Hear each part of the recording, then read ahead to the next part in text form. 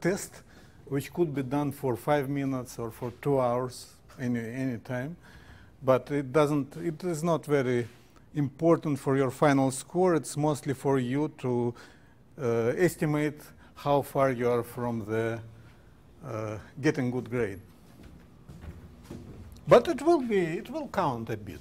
So I think, like, if you do total all tests, all of them, like to the top, it will like count like 1/3 of the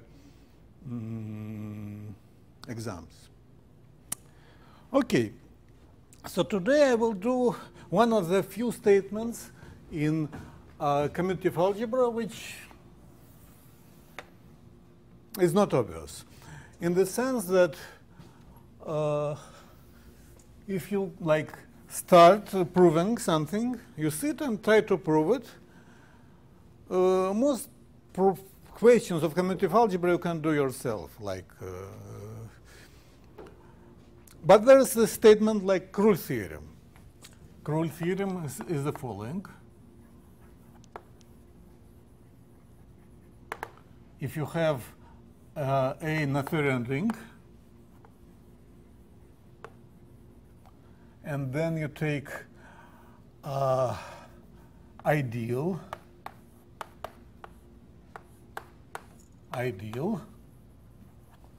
then you take intersection of all the powers of this ideal, this is 0. This is highly non-trivial theorem. Of course, this is false for things like smooth functions, because you have an ideal of functions which is differentiable and all its derivatives are 0. And you can easily see that the ideal of such functions in smooth functions has this property. Because in fact, if you have a positive function, a non-negative function which has all derivatives 0, its square root is well defined. It is also smooth. And there are many other statements. So if it's just a rule of thumb, if you see some statement in commutative algebra which is not immediately obvious, like half time it's solved with Nakayama. Okay, so Nakayama was Japanese mathematician, a student of Takagi, and it was all influence of Hilbert and Noether, because Takagi was student of Hilbert doing class field theory. Then he moved to Japan. He wrote like all textbooks in Japan for a while, for undergraduates were written by Takagi, and all Japanese mathematicians for a long time were famous mathematicians were his students. Nakayama, unlike the rest of them, never went to Germany because I guess he was slightly younger than, and it was pointless to go to Germany where everybody was either retired or moved to States. Okay, so there are several versions, of course, of Nakayama lemma. I will give you the proof of the most intuitive statement, but then you will have some other as well. So how many of you already know the statement of Nakayama? And the proof? Hey, there are several proofs. So I think I will give you probably the shortest, but anyway. So if you have M, a model, M is torsion-free,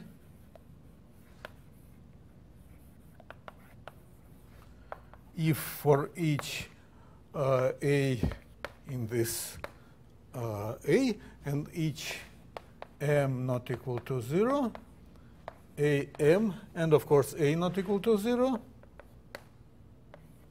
AM is non-zero. For instance, if A is a torsion-free model over itself, it's just without zero divisors. But on the other hand, it's possible to have things which are torsion-free over something which has zero divisors. For instance, quotient by maximal ideal is a field. and it's obviously torsion-free. So a field which is a model is always torsion-free. Well, not, I'm wrong, sorry. Anyway, you still can, or you cannot. No, you cannot. Nah, sorry, I was overreaching. You can, so it's actually it's a good exercise, which I just failed, that if you have a torsion-free model, then your ring has no other divisors. Is it true? Anyway, think about this. Okay, now the statement, theorem. If you have M torsion-free, and A is finely generated,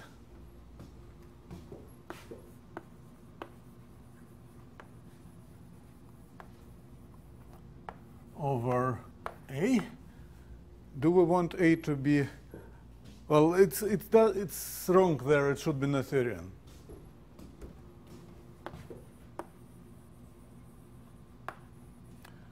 Then, and a posteriori without their divisors. Yeah, and suppose that for some ideal A, inside the big A ideal AM is M, then M is 0.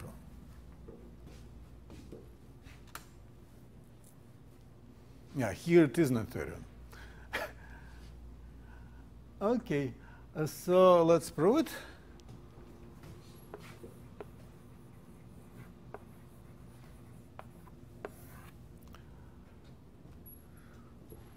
So the first observation is that if you have M finely generated and A, and I think this is probably the only place we actually use Noetherianity, A Noetherian,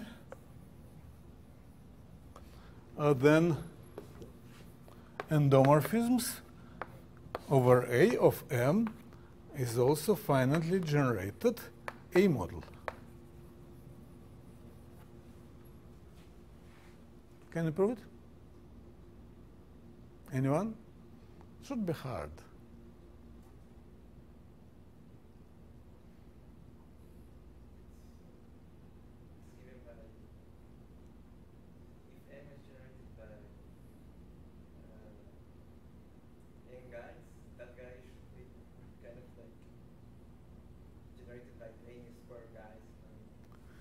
So you want to say that any map from, if you have phi from M to M, it's given by a matrix.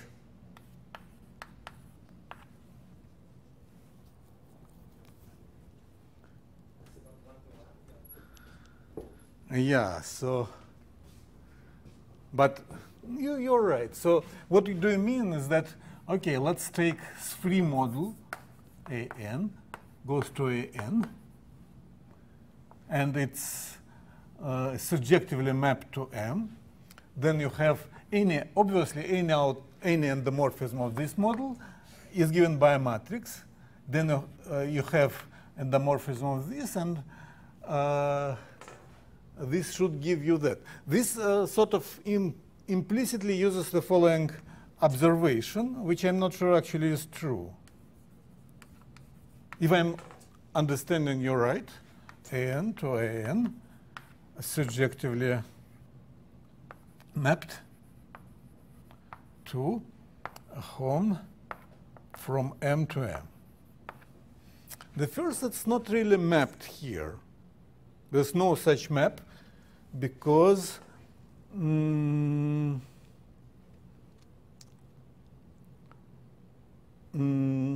or maybe there is. So you so this is mapped to home is A from AN to M, right? Because we can always, if you have such a map, you can always project to M. But then in here, so some maps from AN to M are mapped from M. So you have home from M to AN, which sit there, right? Because if you have a map from, if you have a map from AN to AN, this gives you, if you have a map from M to N, you can project from AN to M, so, and then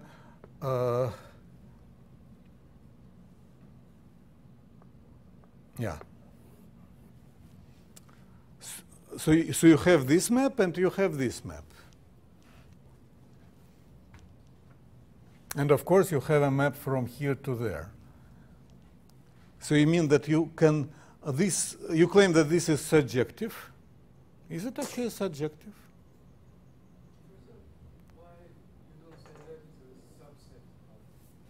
Why this is a subset of that? Because you have a surjective map from AN to M.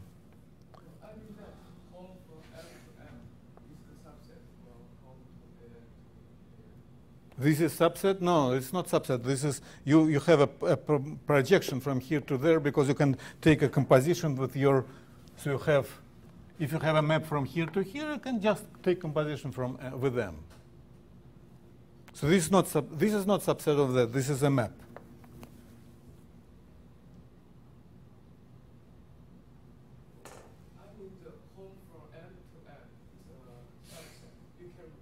It's subset from where? In where? Why? You can fix generating set, EI map to some AI, JEI, you get a matrix. Whatever, for any map from M to N. So you claim that, but how you, okay, so this is suggests to that. You lift it there, you project it to there, but why it is, there is certain kernel here. No, I mean, you fix a base, a kind of base, not a base, generating set EI, then you have a map, and the map EI to some AI. Well, it's definitely false that this is subset and that. For instance, suppose this is like Z to Z, and this is Z squared to Z squared. I mean, or something. So you definitely have some choice when you lift. There's no canonical embedding, but the question is whether. Okay. So anyway, so what is the next step of your argument?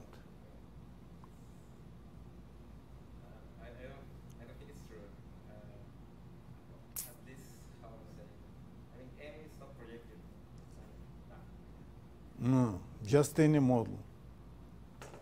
If it's just projective, it would be just direct sum. It's not interesting. Yeah, but maybe your argument would work still. So you have, okay, so what you have is that this is definitely surjective. Why? Because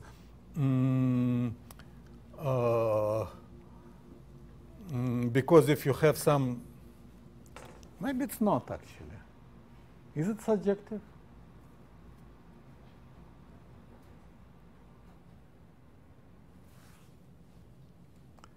So, no, it's not surjective, not at all. For stupid reason, suppose that the Z by M is Z by 2 and A is Z. And this is not surjective. We assume M is AN quotient by some I. Yeah, like that. Then why is not surjective? Which? This is not surjective? It's very easy. You have Z by 2, home to Z. And then this is mapped to a home from Z by 2 to Z by 2. This is 0. This is not. So it can't be surjective. This, and the ring is Z. This is definitely 0. This is non-zero. So this cannot be surjective. So this makes it slightly hard to lift morphisms.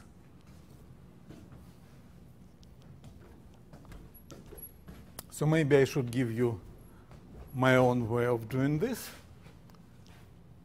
So it's more like homological algebraic. Suppose you have M1 goes to M2, goes to M3, goes to 0, this exact sequence. And then you have a home, say, from M to M1, goes to home from M to M2, goes to home from M to M3. Or this is the top, sorry, it's, yes, it's right. And then this is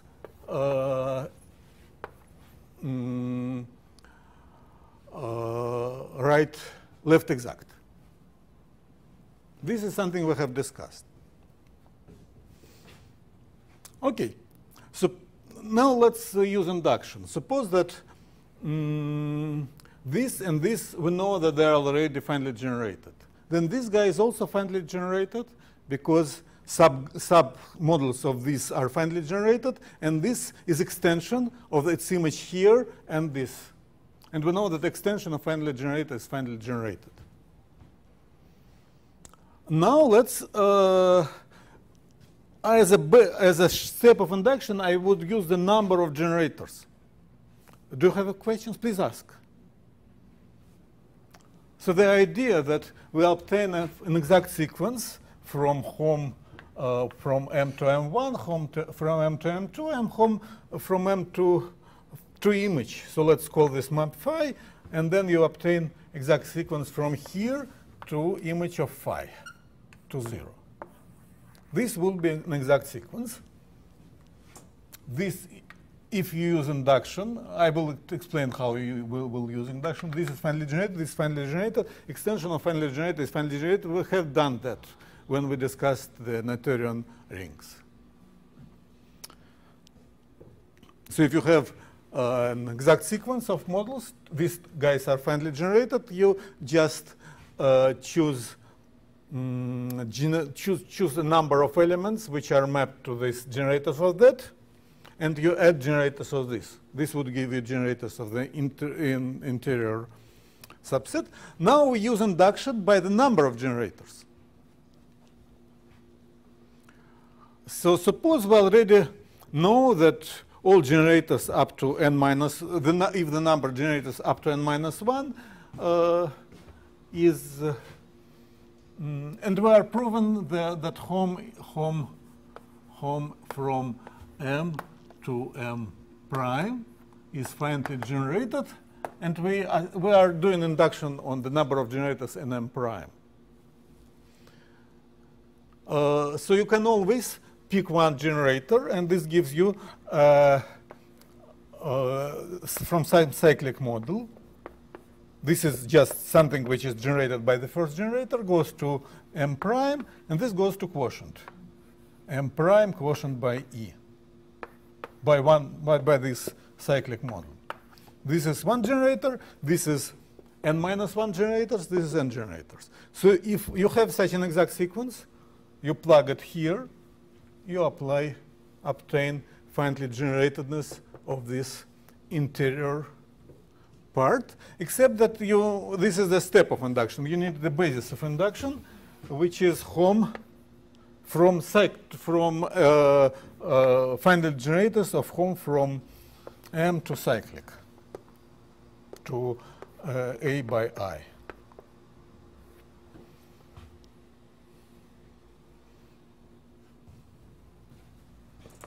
Okay, here you do the same, but with M. So you use again exact sequence, but the opposite one. So let me do it right here. So we already we can assume that M is cyclic, generated by one element. Good, and I exchange the, it will be home from M3 to M. Here we won't have exactness. You have M2 to M. And here you have M1 to M. This goes to this is surjective because, sorry. Is this,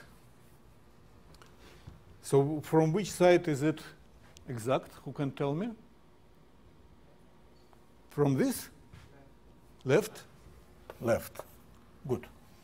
Yes, right. Because if you have a homomorphism from M3 to M, this gives definitely non-zero homomorphism from M2 to M because it's surjective. Good. Okay. Now we again, so it's M2, apply the same argument using induction, and we obtain that home. We need to prove that home from M to M prime is finitely generated only when M and M prime are cyclic. That is, have form M by A by I, quotient by an ideal. This is all elements or models which are generated by one element have this form. Okay. Well, it's not hard. Is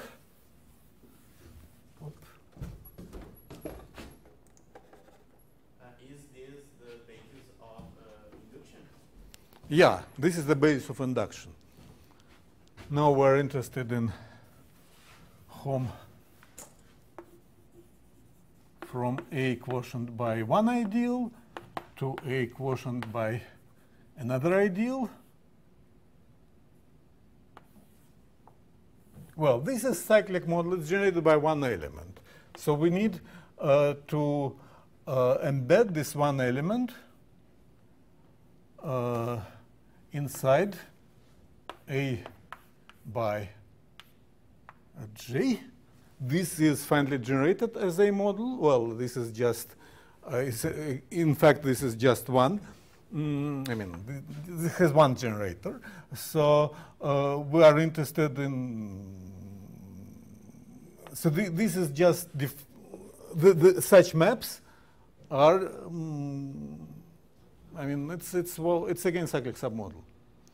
It could be zero, of course, because if I is very big, J is small, there couldn't be any such maps. But if you can map E to something, you have map from E to something, you have two maps, phi, and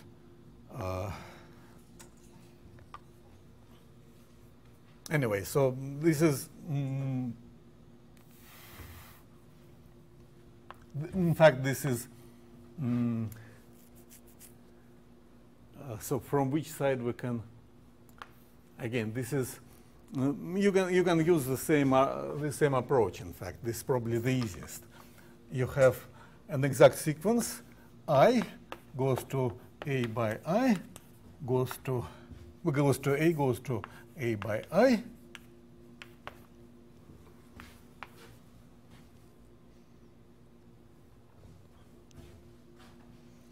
So home from A to I is embedded to something, to A by J.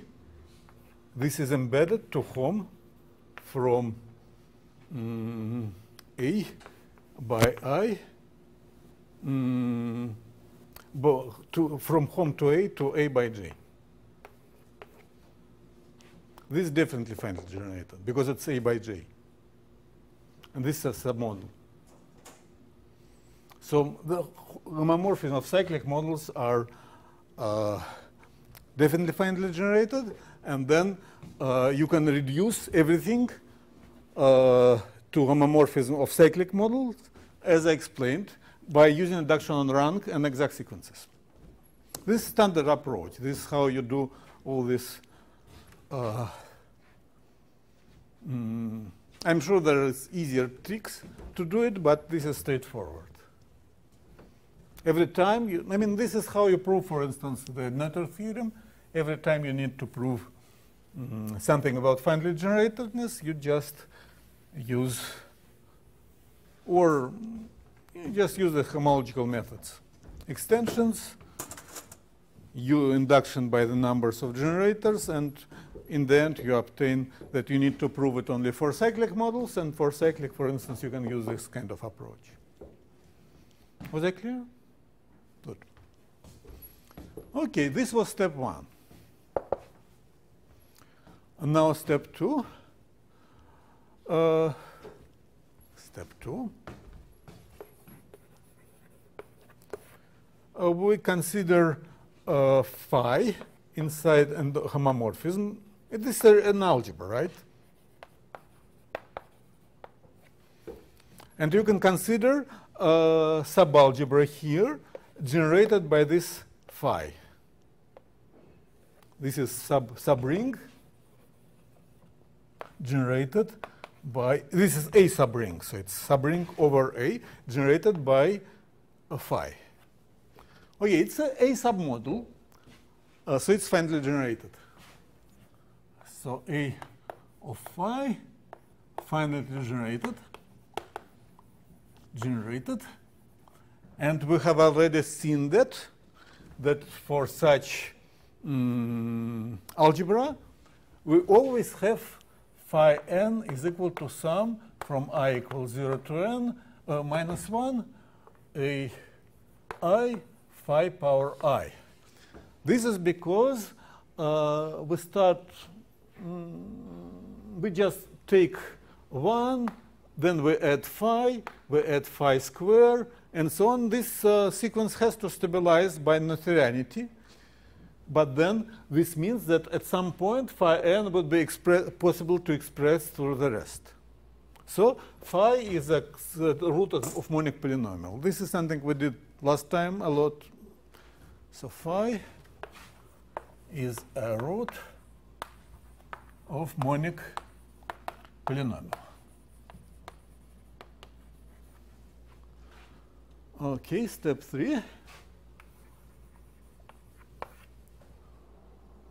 So now we have generators of phi inside endomorphisms A from M to M. We have E1 dot En generators of M, right? Then you have phi. And this is actually how we should have done this without these exact sequences. Because I think this approach is probably easier. You have phi E1 is sum AI1 EI.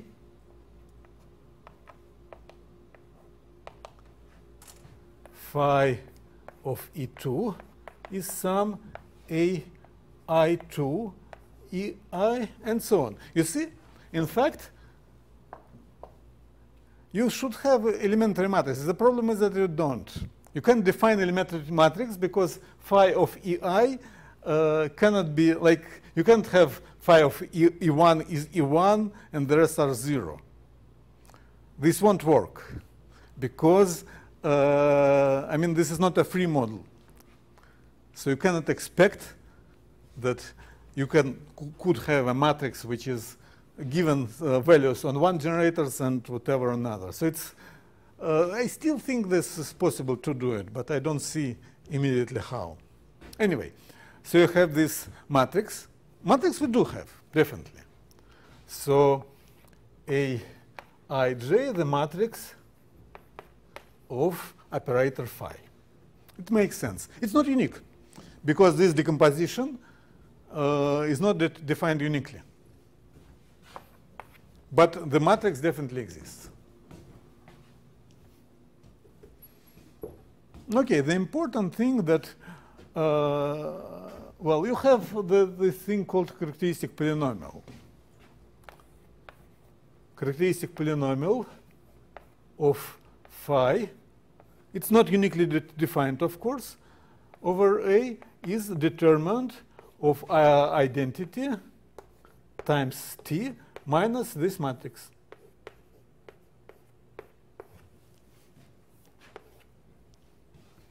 This is a definition. It still doesn't make much sense so far because, I mean, it's not uniquely determined, definitely. I mean, you can easily find examples where it is not uniquely determined, but it's still useful. No, I'm sorry. Here is A, and we have our ring A as well. I'm sorry about this. But there's this Cayley-Hamilton theorem. Cayley-Hamilton. So step 4. Do you know this theorem? Okay. Is it Hamilton-Cayley or Cayley-Hamilton? Cayley-Hamilton, good. I was afraid you have different conventions, because Hamilton was earlier, actually. So you can call it both. But it says that if you have a matrix inside endomorphisms over K of K power n, then characteristic polynomial of over K of A. Well, characteristic polynomial, it depends. It's better. It depends on T, and let's write phi here to avoid confusion. So I here write phi, and here I write phi as well. It is 0. So I plug the Hamilton, the endomorphism into the characteristic polynomial, obtain 0. Okay, same is true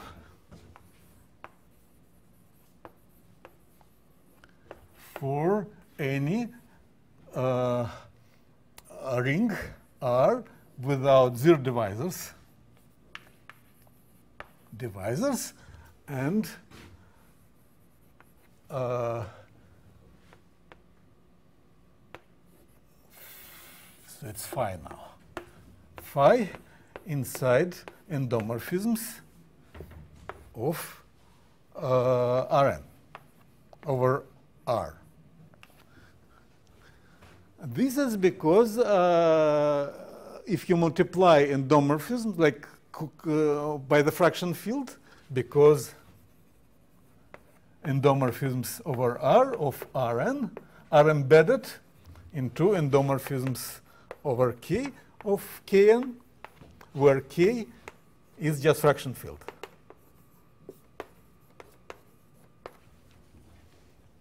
So the Hamilton, Cayley-Hamilton theorem is also true for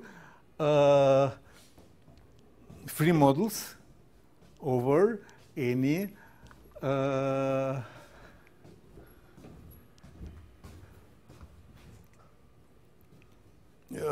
it's true for free models over a ring without 0 divisors. Okay, finally, it's true for all models. If n is Rn quotient by some submodel n, and phi tilde belongs to endomorphisms over R of Rn. I told you how you relate. You can write either these diagrams like we did, or just say that, okay, we have this expression. This gives us certain matrices. In both cases, phi tilde has the same matrix.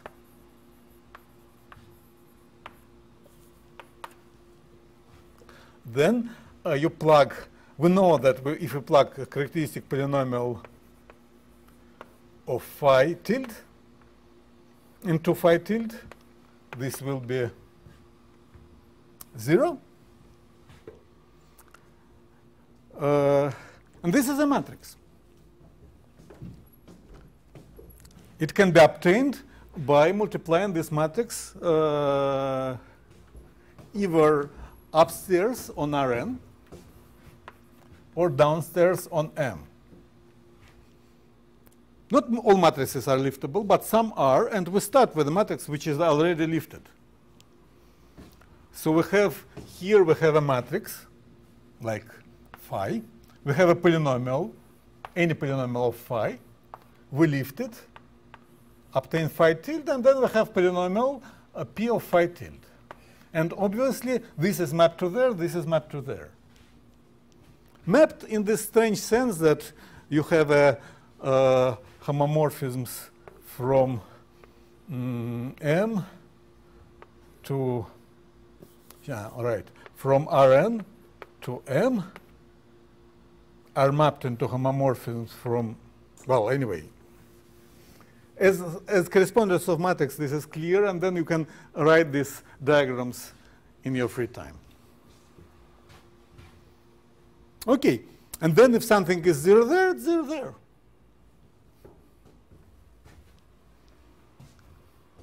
Because, okay, for that I really should probably explain something. So let's maybe do this diagrammatic business now. Well, this can be erased. So you have M goes to M, Rn goes to Rn. You have M, you have M. Okay, now you have home from, if you have a map from Rn to Rn, this gives you a map from Rn to M. On the other hand, if you have, this is just composition with this map, call it, I don't know, Q, because it's a quotient map. So you take a composition with Q. And now what we have is, from the other side, you can have home from M to Rn. So if you have a homomorphism from M to Rn, this gives you a homomorphism from Rn to Rn, just by composition.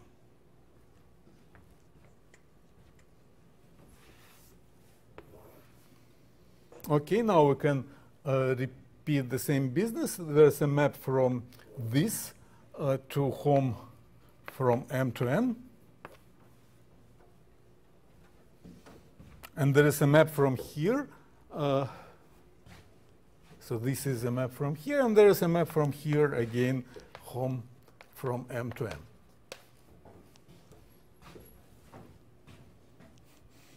Okay. Now we have already a map which comes from there. We should use that. So this is, some of these maps are surjective, some are injective. This is what?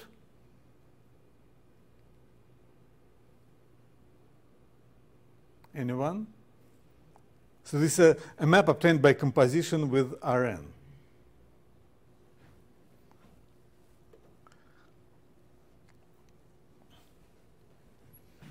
Anyway, so this is definitely injective because this is Rn surjects to there. This is definitely surjective because if you have a map from Rn to M, you can just take one by the okay, now you have map from Rn to M. This gives you, anyway, this is probably, I should have left you as an exercise, but you already took it. So this map is what? Surjective, injective? Injective. Good. Why? Okay, if you have non-zero map here, you take composition, it gives you non-zero map here. Okay. So now we have a homomorphism which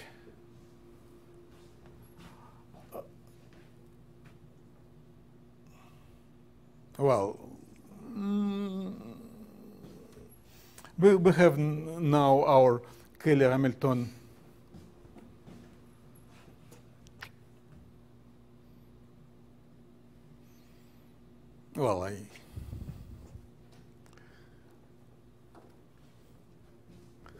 let's leave it as an exercise, because obviously if we start with homomorphism, we lift it here. Here it's you can't take its composition with itself because it's from Rn to M.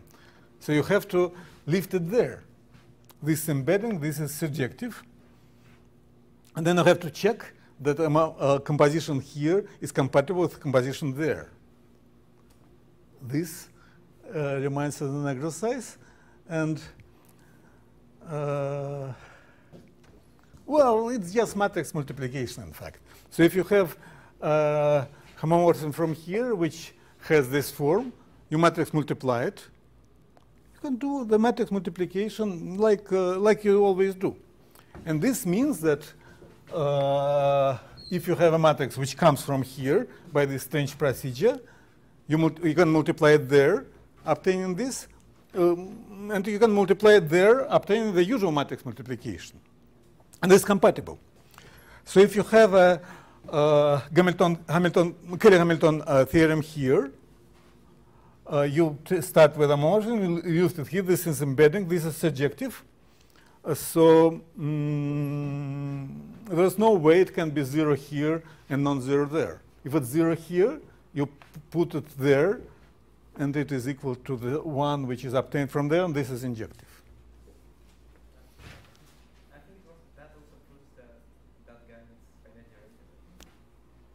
Yeah, probably, but not really, because this is embedded to there, Yes, and this is surjective. Yes. Excellent. Good. Okay. We're almost there. So we have proven Hamilton-Cayley statement, Cayley-Hamilton statement in this generality. So in the end, what we proved is that characteristic polynomial of phi is phi in endomorphisms over K of M as well. Over R, sorry, over A.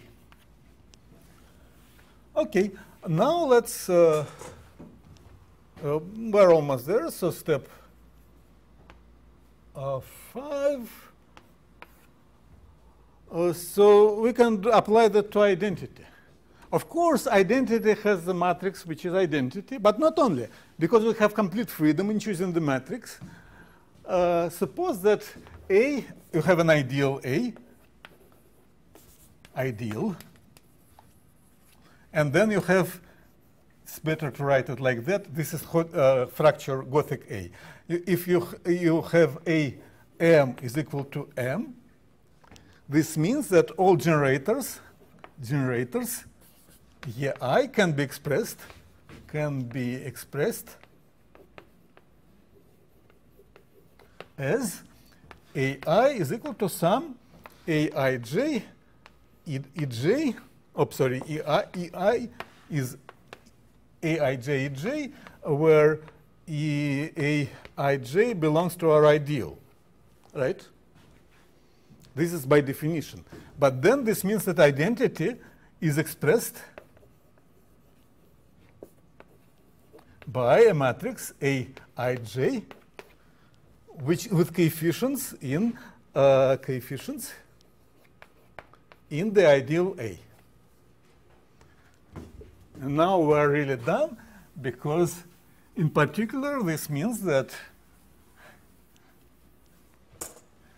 determinant of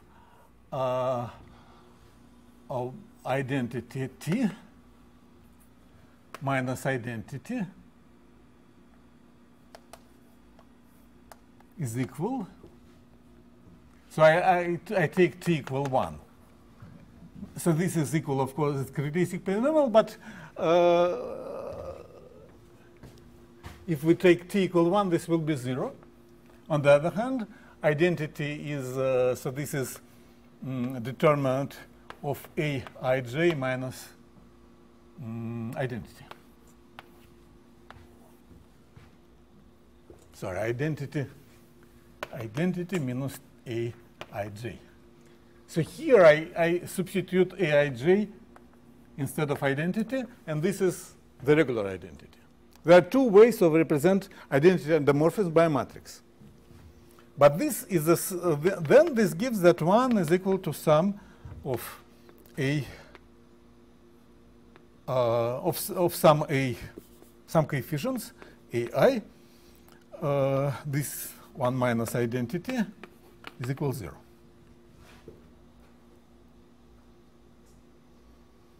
In endomorphisms of M. This is Hamilton-Cayley theorem, which it states that you apply identity to your characteristic polynomial, you obtain an endomorphism which acts as 0 on M, but this is your characteristic polynomial. It's all coefficients belong to this ideal except 1. And then this gives that 1 minus A times M is equal to 0 for A in the ideal. We are done. Because this is precisely means that we have torsion. In fact, we proved a stronger theorem. Am I clear so far? I want to show you the next slide where you have another version of Nakayama here that says that it's in fact it's slightly more clumsy and less nice statement, but it's more useful. So again, you have Noetherian ring. So theorem.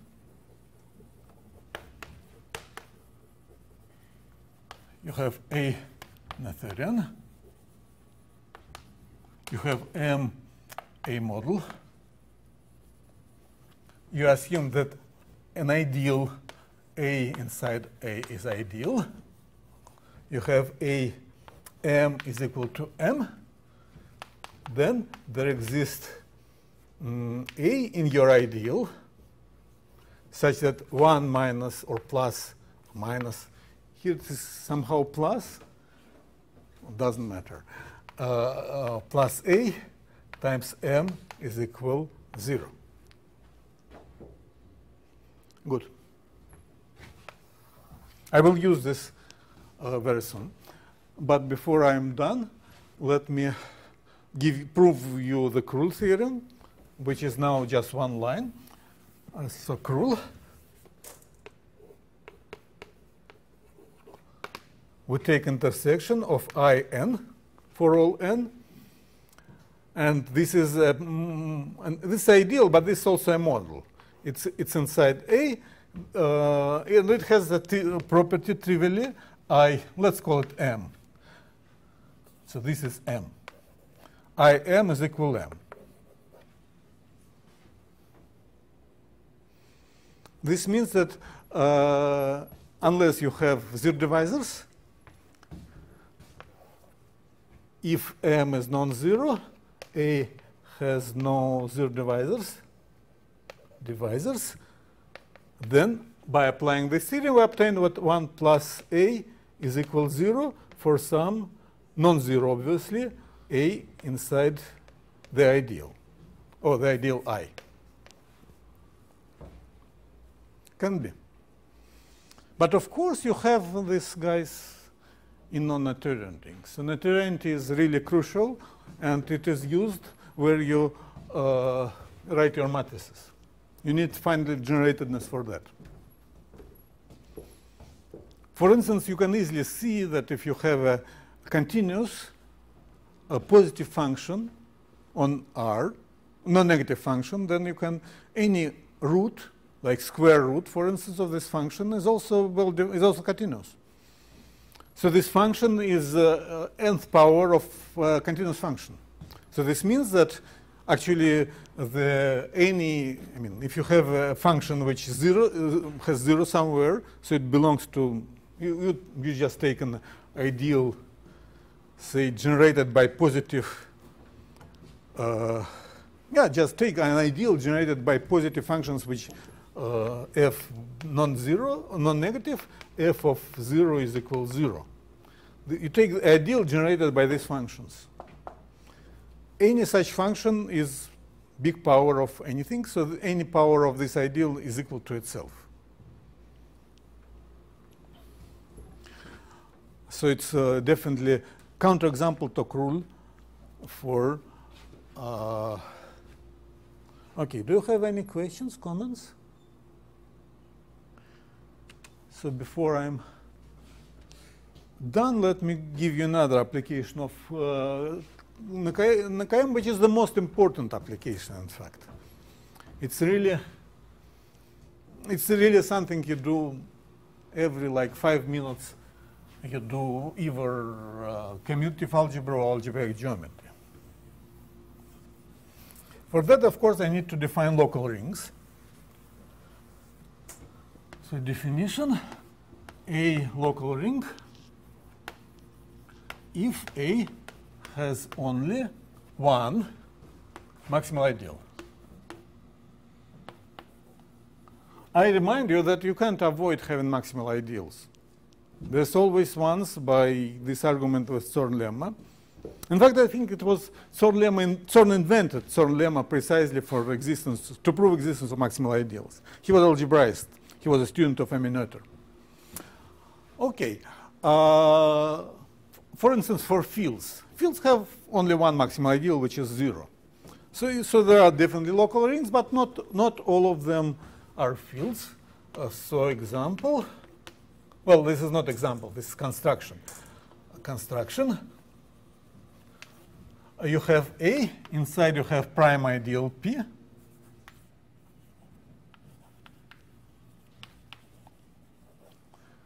Then you take S, which is complement to this ideal, and it's multiplicative. If you have two elements which don't belong to prime ideal, their product doesn't belong to this prime ideal, so it makes sense, since S is multiplicatively closed, it makes sense to localize. A of S minus 1 is well defined.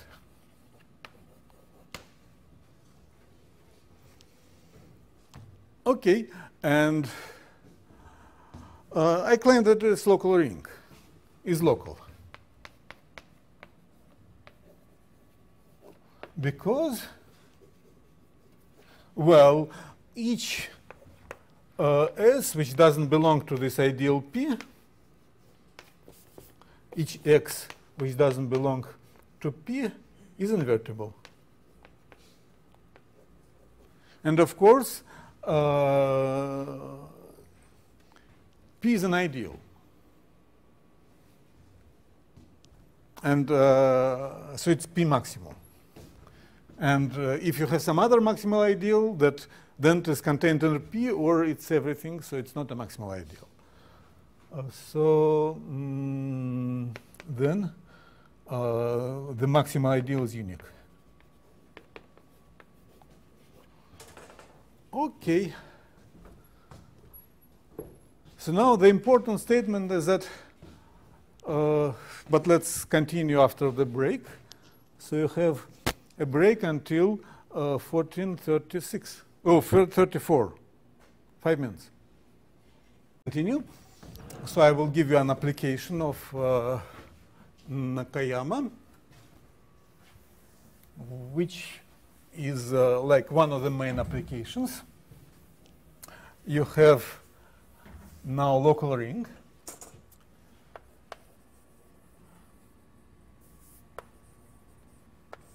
You have a M1, M2, So A is Noetherian and finitely generated. Noetherian and local. Sorry.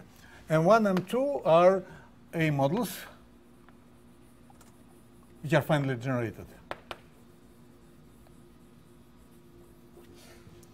And you have a homomorphism like phi from M1 to M2, a morphism of A models, and defined in such a way, local ring, and you have maximal ideal,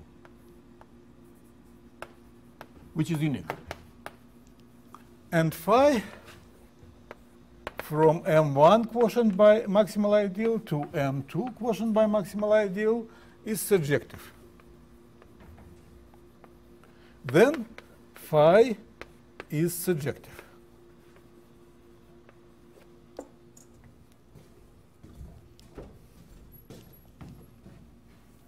So let's prove that.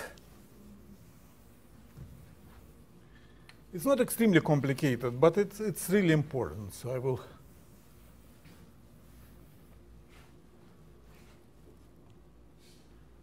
So first observation is that we can always replace M1 by its image.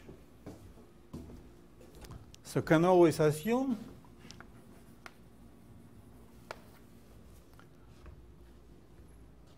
well, it doesn't matter. So let's just write M3 is co-kernel of phi.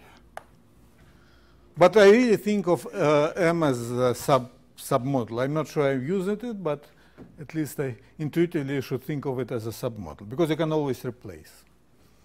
OK, so for each x inside M2, x is equal to, belongs to image of phi up to modular maximal ideal. This is because this is surjective after you take a quotient by maximal ideal. So you just take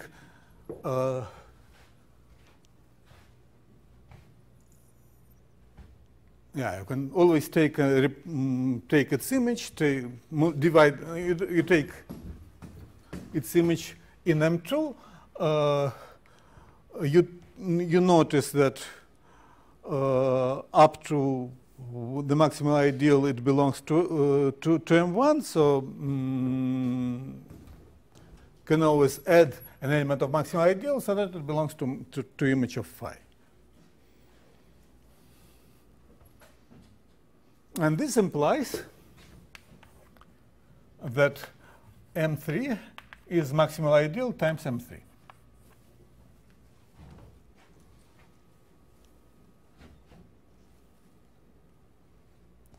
Because, I mean, every element, if you remove some other thing from it, is divisible by, I mean, it is something times maximal ideal. OK, then by Nakayama, and this is the version which is there. No. Which one? I think the one which I erased. Yeah, this one. Implies that M3 times 1 plus M is equal to 0, where M belongs to our maximal ideal. But then 1 plus M doesn't belong to this maximal ideal, so it's invertible. So the main property of local rings is that all elements which don't belong to maximal ideal are invertible. Otherwise, you would find another ideal which is generated by this thing, and it won't be, I mean, it won't be in our maximal ideal. OK. But then, since it's invertible, you multiply something by invertible is 0, then M3 is 0. it has some geometric meaning, but you should think about that yourself. Maybe we shall discuss it at some point. So the idea is that if you have A quotient by maximal ideal, this is like a point, but then you take M quotient by maximal ideal squared, it's like a tangent space. So what, and so on, M squared by maximal ideal third, it's the symmetric square of the tangent space, and so on. So then you have this filtration by maximal ideal of a point, and this is essentially the Taylor power decomposition. This gives you a Taylor power decomposition of any function, like you. And then Nakayama tells us that there is nothing else. If the function has zero Taylor decomposition, it is zero. And this is almost like Cruel lemma, because Cruel lemma tells us precisely that if you can't have an ideal of functions which have zero derivatives, all derivatives zero. So this is geometrical, but I'm not spending much time on that. Let me do something that I told you at some point, just in passing, that finite morphisms are surjective. I hope you didn't memorize that, because it's of course wrong. So let me give you, maybe I should start with the definition of finite morphism. So finite morphism is a map of a morphism of algebraic of affine varieties, such that the corresponding ring morphism is integral. So definition, you have x to y, a morphism of affine varieties. Then you have OY is mapped to OX, and OX is finitely generated as OY model. Then this morphism, phi, is called finite. So let me give you a stupid example. You have, say you have a closed subvariety, x inside y. So x, OX is OY quotient by ideal. This is precisely what means that it is a closed subvariety. This is an ideal of functions on OY which vanish in OX, in X. Okay, obviously this is finitely generated. So you have a map from OY to OX.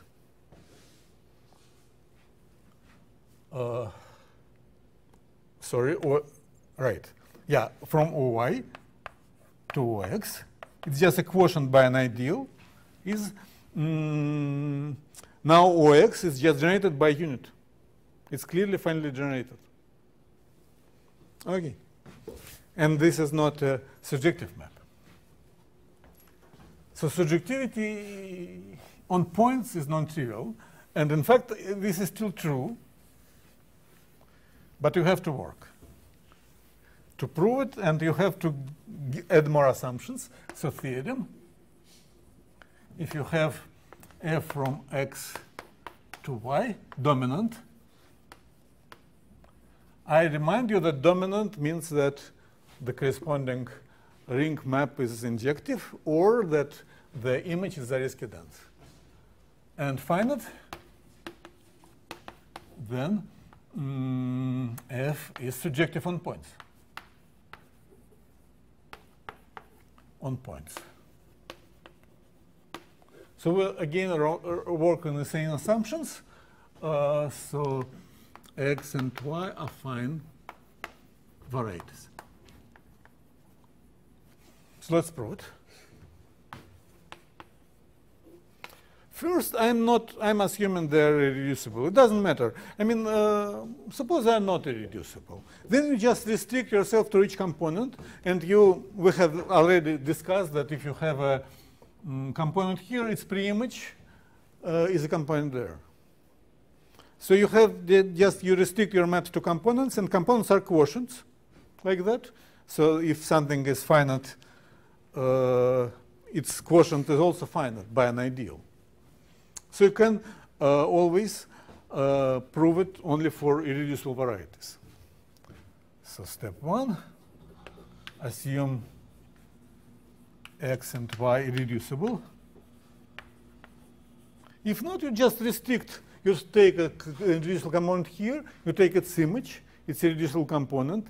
The corresponding rings are quotients. So this is, again, a finite morphism. Now it is dominant, and your varieties is irreducible.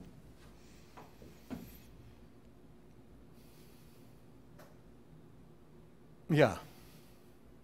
Yeah, so the finiteness, by the way, it was done last time, and it is easy. So so it's not only surjective, but finite number of preimages.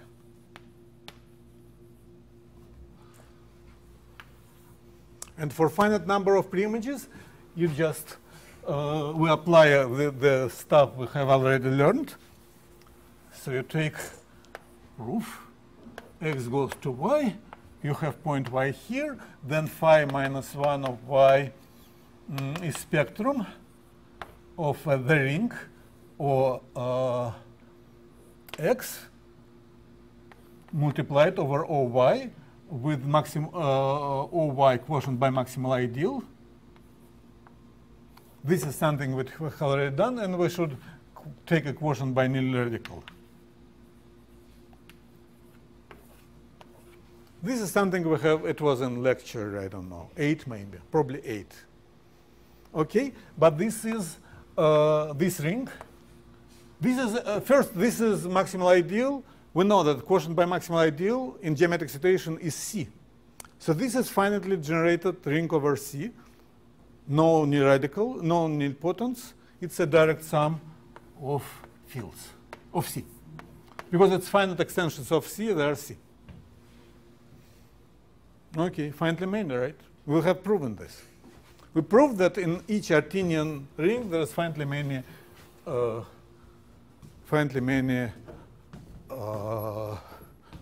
prime ideals.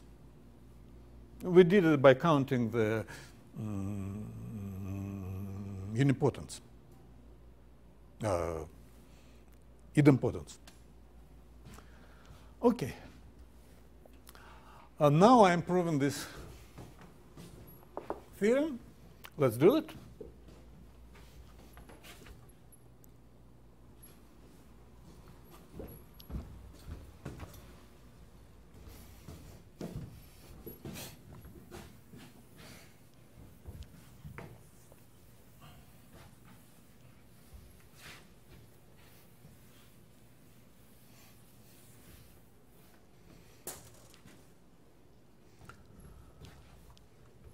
So step 1. This is actually what, okay, this is step 1. We can assume they're irreducible, and then A is O of y, B is O of x, and A is embedded into B. B is finitely generated as a model. And there are no Z divisors. We can work on this assumption. Now we have step 2. So you have maximal ideal my inside A.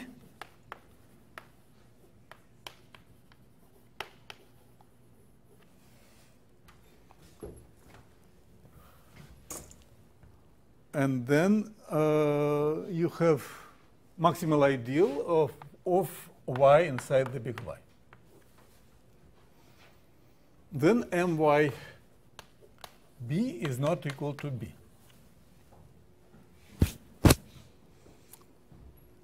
This is the first statement of Nakayama lemma, which says that, okay, we have a model without torsion. You multiply that by an ideal, you obtain, you can't obtain the same model. It's definitely the embedding is strict because this is not, there is no torsion. I mean, B is torsion, has no zero divisors, A has no zero divisors. So there's definitely no way you can have torsion there. Okay, now step 3. Step 3 is what we have here. So spectrum, so f minus 1 of y. This is algebraic variety, but it is the same as spectrum of the ring. Now we have B multiplied over A with A quotient by maximal ideal of y. And of course, this is something which we had already proven when we did this thing with the tensor product and exact sequences. This is the same as spec of B quotient by myb.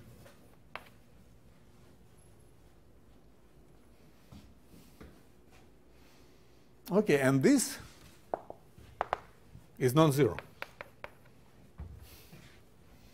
And non-zero ring always have a maximal ideal. So there exists maximal ideal, and then this f minus 1 of y is non-empty. Yeah, you see where we used this is the dominant map.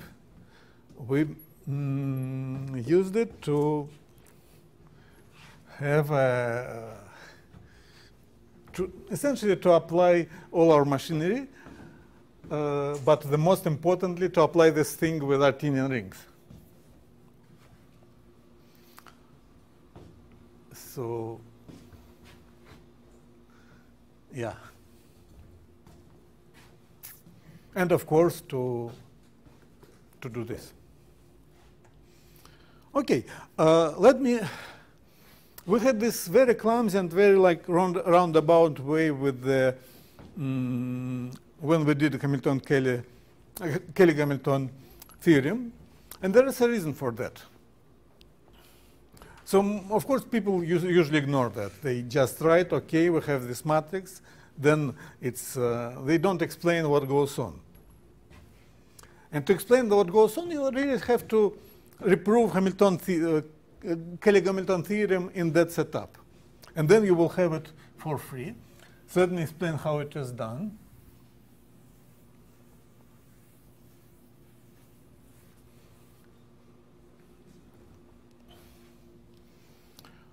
Okay, the idea, have you heard about Grassman algebra?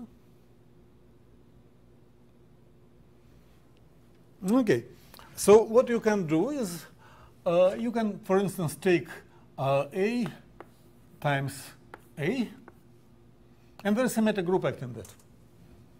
So S2 acts on A times A, exchanging multipliers.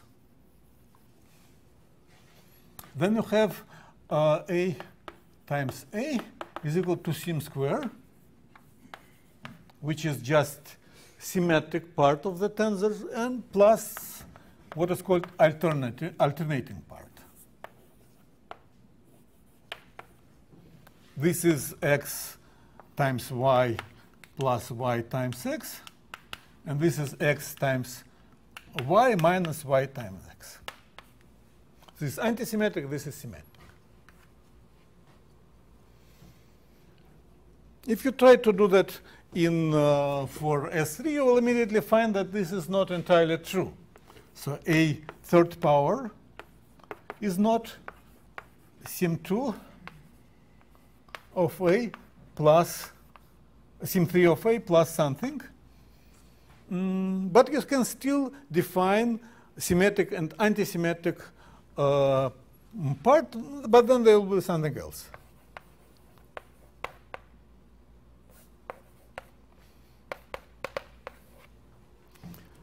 So we can define alt n of A as subset in all in tensor power. So it's like alpha in A power n, such that for each permutation in a symmetric group, you can add exchanging multipliers by this permutation on alpha. It should be equal to signature of this permutation times alpha.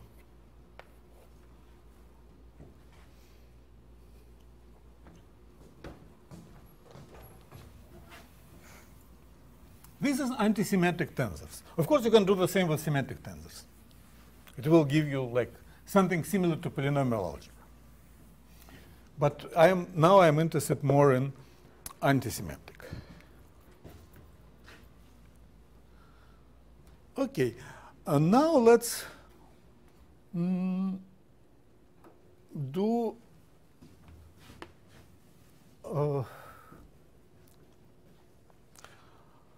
so we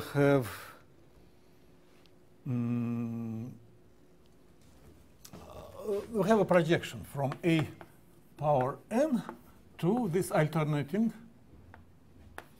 of A. This is, you take alpha and you map it to some. This is similar to already have with the averaging map. You have now sigma inside the permutation group, and you have -1 power sigma signature times sigma of alpha, and then you multiply that by 1 over n factorial. This is identity on alternative of A and 0. Well, it's projection. It maps from here to here and acts as identity on the image. So this gives you, in fact, an embedding. Well, we already considered it as embedded, but now it's also a quotient. And then you can have a multiplication. Multiplication in this algebra, which is called Grassman algebra. How you do that? Well, you have multiplication on tensors. If you have A power n, you can multiply it by A power m. You take alpha, you take beta, and you map it to alpha tensor beta. Just write the tensor side between them. This is clearly linear on this argument, linear on that argument, so it's well defined by universal property. Okay, then you multiply two guys from here, and you take the projection to there. This is Grassman algebra. Now, how you define determinant? So determinant of phi. Suppose you have a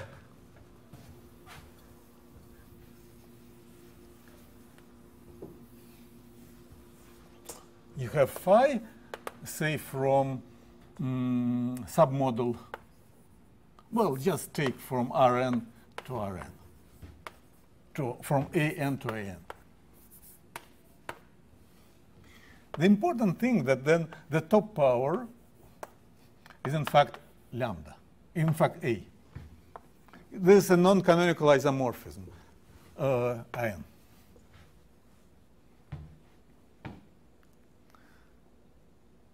This is similar to, you can check it. This is the same like,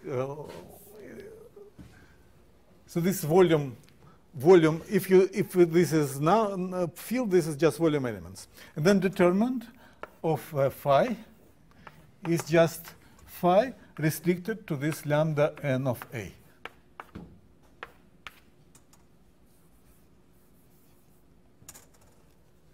I don't have much time further on, but so what do you have in, at that point? You have a homomorphism from the group or semigroup of matrices, endomorphisms of an, two endomorphisms. This is a map which computes with the multiplication because it's, this action is, you just extend this action to the tensor powers and restrict it to this lambda n, endomorphism of A, and this is just A. This is how you define determinant. So you don't need anything, and this is where you can, how you can prove Cayley-Hamilton equation just by looking at the action on this guy. I won't have time for that, so sorry, but it's doable. Okay, thank you very much, and next time we shall apply this. So